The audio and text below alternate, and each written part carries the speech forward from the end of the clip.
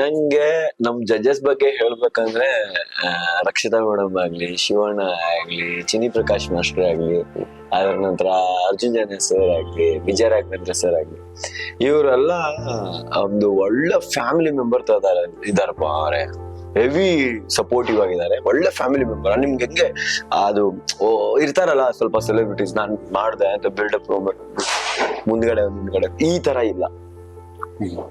ಅವ್ರ ಕೆಲಸ ಅಂತ ಬಂದಾಗ ಸ್ಟ್ರಿಕ್ಟ್ ಆಗಿರ್ತಾರೆ, ಕೆಲಸ ಮಾಡಿದ್ರೆ. But apart from that, behind the stage ಅವರು ಒಳ್ಳೆ ಹ್ಯೂಮನ್ ಬೀಯಿಂಗ್ಸ್, ಒಳ್ಳೆ ಹೆಲ್ಪಿಂಗ್ ನೇಚರ್, ಮತ್ತೆ ಎಲ್ಲರಿಗೂ ಸಪೋರ್ಟ್ ಮಾಡಿ ಮುಂದೆ ಫ್ಯೂಚರ್ ಅಲ್ಲಿ ಅವ್ರಿಗೆ ಪುಷ್ ಮಾಡಿ ಡೆವಲಪ್ ಮಾಡಿ ಅವ್ರ ಮುಂದೆ ಬೆಳೆಯೋದು ಅವ್ರಿಗೆ ನೋಡಕ್ ಆಸೆ. ಆ ತರ ಜಡ್ಜಸ್ ನಮ್ಮ ಹತ್ರ ಇರೋ, ನಾವು ಪುಣ್ಯ ಮಾಡ್ಬೇಕು. ಆ ತರ ಜನ ಇದಾರೆ, ಆ ತರ ಜಡ್ಜಸ್ ಇದಾರೆ. ಮತ್ತೆ ಅವರು ದೊಡ್ಡ ಸ್ಥಾನದಲ್ಲಿ ಒಬ್ಬ ಸೆಲೆಬ್ರಿಟಿ ಆದ್ರೂ ಕೂಡ ಡೌನ್ ಟು ಅರ್ತ್ ಇದಾರೆ, ತುಂಬಾ ಡೌನ್ ಟು ಅರ್ತ್ ಇದ್ದಾರೆ.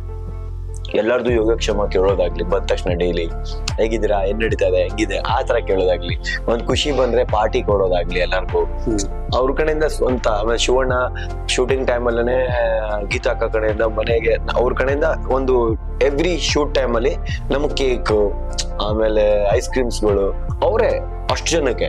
ಆಮೇಲೆ ವೀಕ್ಲಿ ಒನ್ ಟೈಮ್ಸ್ ಏನಾದ್ರು ನಾನ್ ವೆಜ್ ಎಲ್ಲರಿಗೂ, ಅದು ಒಬ್ರಿಬ್ರಿಗಲ್ಲ, ಟೆಕ್ನಿಕಲ್ ಟೀಮ್ ಇಂದ ಹಿಡ್ಕೊಂಡು ಪ್ರೋಗ್ರಾಮಿಂಗ್, ಪ್ರೊಡಕ್ಷನ್, ಪ್ರತಿಯೊಬ್ಬರಿಗೂ ಕೂಡ ಊಟ. ಅಂದ್ರೆ ಒಂದು ಹ್ಯಾಪಿ ಎನ್ವಿರಾನ್ಮೆಂಟ್ ಇದೆ.